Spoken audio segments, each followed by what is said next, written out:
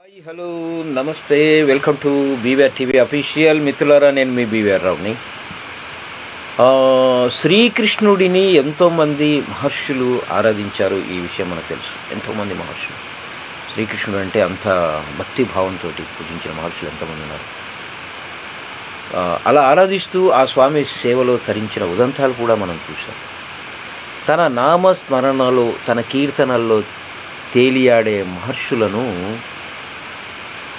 స్వామి ఎంతగానో అనుగ్రహిస్తూ వస్తున్నారట. వచ్చారు కూడా, ఇప్పటికీ జరుగుతుంది. సో అలా శ్రీకృష్ణుడు వశిష్ఠ మహర్షికి ప్రత్యేకమైన క్షేత్రంగా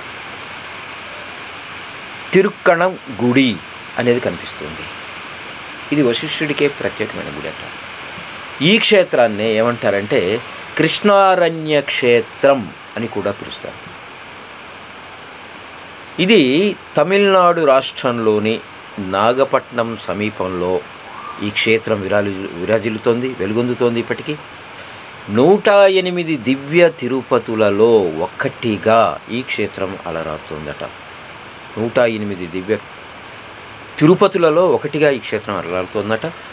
అలాగే ఇక్కడ విశేషం ఏంటంటే వశిష్ఠ మహర్షి వెన్నతో శ్రీకృష్ణుడి ప్రతిమను చేసి ఆయన ఆరాధించగా ఆ స్వామి ఆయనకు ప్రత్యక్షమయ్యాడట.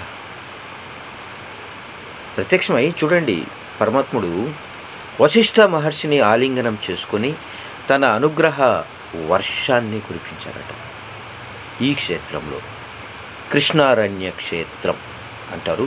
అంటే తిరుక్కణం గుడి అనే ఈ క్షేత్రంలో జరిగిన చరిత్ర ఇది. సో ఇక్కడ ఈ క్షేత్రంలో రాత్రి వేళ ఆకులు ముడుచుకునే, రాత్రి వేళ బాగా వినండి, ఈ క్షేత్రంలో రాత్రి వేళ ఆకులు ముడుచుకునే చింత చెట్టు కనిపిస్తుంది. అలాగే పువ్వులు మాత్రమే తప్ప కాయలు కాయని పొగడ చెట్టు, ఈ రెండు ఈ క్షేత్రంలో కనిపిస్తాయి. అక్కడ కృష్ణారణ్య క్షేత్రం, తిరుక్కణం గుడి. ఇక్కడ చూడండి, రాత్రి వేళ ఇక్కడ ఉన్న చింత చెట్టు ఆకులు ముడుచుకుంటాయట. అలాగే పువ్వులు మాత్రమే తప్ప కాయలు కాయని పొగడ చెట్టు ఇక్కడ కనిపిస్తాయట. సో తిరుమంగై ఆళ్వార్ కీర్తించిన ఈ క్షేత్రంలో స్వామివారు ప్రత్యక్షంగా కొలువై ఉన్నాడనడానికి ఇక్కడ ఎన్నెన్నో నిదర్శనాలు కనిపిస్తూ ఉంటాయట. గ్రేట్ కదా. సో ఇక భక్తుల అనుభవాలు ఇక్కడ చాలా ఎన్నెన్నో కథలుగా వినిపిస్తాయి. సో ఒకసారి ఈ టెంపుల్కి వెళ్ళాలని ఉంది నాకు కూడా. సో వీలైతే మీరు కూడా ఒకసారి వెళ్ళి దర్శనం చేసుకోండి మిత్రులారా. తిరుక్కణం గుడి, దీన్నే కృష్ణారణ్య క్షేత్రం అంటారు.